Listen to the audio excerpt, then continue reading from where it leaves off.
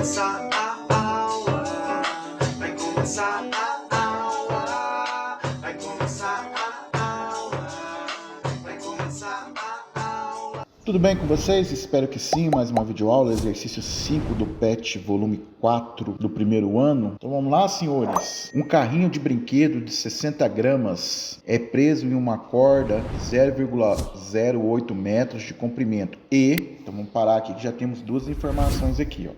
Paramos no E, tá? Então vamos lá. Massa do objeto. A massa do objeto é 60 gramas. E o tamanho do comprimento da corda, e você já leu o texto, é um movimento circular, então esse comprimento da corda vai ser o próprio raio, que vai ser de 0,08 metros. O raio já está em metro, a massa não está em metro.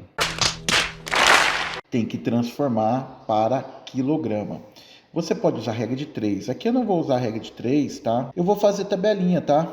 Só para recordar outro modelo, talvez tenha muito tempo que você não veja, quilograma. Então a gente vai ter o quê? Hectograma, decagrama. E aí depois nós temos o quê? Grama.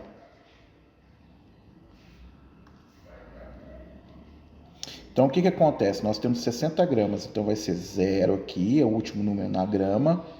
Aí temos um 6 aqui, vamos preencher com 0 até chegar no quilograma. Na casa que a gente quer, a gente põe uma vírgula. Então isso daqui é a mesma coisa de 0,06 quilogramas, ok? 0,06 quilogramas. Se você quiser, você pode resolver a regra de 3, né? 1 quilogramas tem 1000 gramas, aí você coloca 60 de baixo, né? 60 gramas debaixo de grama, e aí você multiplica cruzado, dá no mesmo. Continuando, é colocado para girar em torno de um prego que se encontra fixo a uma superfície perfeitamente horizontal. Então aqui, senhores, eu estou pegando um compasso, tá? E a gente vai fazer uma linda circunferência, ok? Aqui nós temos o centro. Agora eu posso descartar esse compasso. Do centro até a superfície aqui, ó. Do centro até a superfície é o que nós temos, que nós chamamos de raio, ok? Nós temos o raio. Numa superfície o que? Horizontal, certo? Então, nós vamos amarrar esse objeto à corda, certo? Ela vai girar, pode ser no sentido horário ou no sentido anti-horário, ele não falou nada no texto. E aí, ela vai, como ela está fixa, a corda num prego, ela vai fazer o quê? Uma circunferência, tá? Beleza, e ele fala que a velocidade do carrinho, eu tenho uma velocidade do carrinho, tá? De 0,2 metros por segundo. Vírgula, observa a vírgula, eu paro na vírgula. Determine a intensidade de força de atração que é feita pela corda em newtons. No caso aqui, você sabe que força, né, é massa vezes quem? A aceleração, segundo a lei de Newton. Força é massa vezes aceleração, segundo a lei de Newton. Mas quem é a aceleração aqui? No caso aqui, a aceleração é a aceleração centrípeta, que é quem? V ao quadrado sobre R. E detalhe, tá? A aceleração centrípeta, ela sempre vai apontar para onde? Para o centro. A aceleração centrípeta, ela vai apontar para o centro, tá? Por isso que o nome dela é centrípeta. Tem centrífuga, que é para fora, mas aqui no caso é centrípeta. E para onde aponta a aceleração, e é isso que está embutido na segunda lei de Newton, para onde aponta a aceleração, aponta quem? A força. Se a aceleração aponta para o centro, a força está apontando para o centro. Então, a força de tração aqui, ó, ela vai acompanhar a aceleração centrípeta, tá? Ele fala, desconsidere a ação de qualquer forças dissipativas. Então, é para desconsiderar o atrito, tá? Da bolinha do carrinho com o chão. E agora a gente pode calcular a nossa força, tá? Então vai ficar o seguinte, nós vamos calcular o módulo dela, tá? Então lembrando que a gente está trabalhando com o módulo. Tá bom? Você já sabe que ela aponta para o centro, então a gente já deu uma dica, né? Então, o módulo da força vai ser força é igual a massa V ao quadrado sobre R.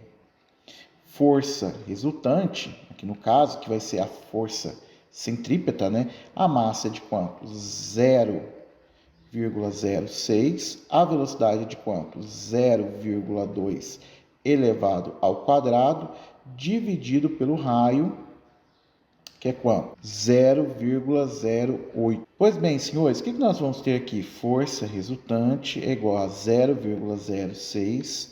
0,2 vezes 0,2, pensa só no 2 aí. 2 vezes 2, 4. Eu tenho uma casa depois da vírgula. No número uma casa depois da vírgula, eu tenho que ter quantas casas depois da vírgula? 2 casas depois da vírgula. Ah, Magno, eu não dou conta de fazer de cabeça. Tudo bem, faz aí na mão mesmo, rapidinho, tá? E aí, ó, 0,4 dividido por 0,8, se eu simplificar isso daqui, ó, se eu simplificar isso aqui, ó, todo mundo por 0,4, aqui vai dar 2. Então, a minha força resultante vai ser 0,03, porque eu já dividi por 2 newtons. Eu posso achar essa resposta, ou eu poderia achar outra resposta, que eu poderia achar que a força resultante seria de 3 vezes 10 elevado a menos 2 newtons, tá? Por que menos 2? Porque eu tenho 2 casas depois da vírgula. O 3 vai ter que andar, ó, 3 vai pular uma casinha, 2 casinhas. Cada casinha decimal, então 10 elevado a menos 2 newtons. Essa é a primeira parte do problema. Explique o que acontece com o carrinho se a corda se romper durante o movimento. Ok. Pela primeira lei de Newton, o que a primeira lei de Newton fala? Vamos lá, na primeira lei de Newton, só para recordar? Vamos recordar, senhores, tá? Primeira lei de Newton. Primeira lei de Newton. Ou inércia, né? Quando que um corpo está em equilíbrio? Um corpo está em equilíbrio em duas situações. Em quando ele está em repouso, ou quando ele está em movimento retilíneo e uniforme. Nesse caso, o que nós temos? Nós temos uma aceleração, tá, igual a quanto? A zero. E se a aceleração é igual a zero, o que acontece? A minha força resultante vai ser igual a quanto? A zero. Ou posso falar que é um vetor nulo, certo? O que acontece? Vamos ver aqui o que vai acontecer no nosso exercício. No caso, como a gente está desprezando forças aqui externas, né? Então, como a força de atrito, eu desprezei ela. O peso e a normal vão se anular. E aí só tinha força o quê? A força de tração no fio, tá? Ok? Se o fio romper, não tem mais essa força de tração. Então, a força resultante vai ser um vetor o quê? Nulo. Se é um vetor nulo, eu tenho duas possibilidades. Ele vai estar em repouso ou vai estar em movimento retilíneo uniforme. Como ele já está em movimento, ele tende a permanecer em movimento. Detalhe, a velocidade é sempre tangencial à circunferência. Ó, a velocidade é tangencial à circunferência. Certo? Então, o que significa isso? O corpo continuará em movimento, mas vai continuar em movimento retilíneo uniforme.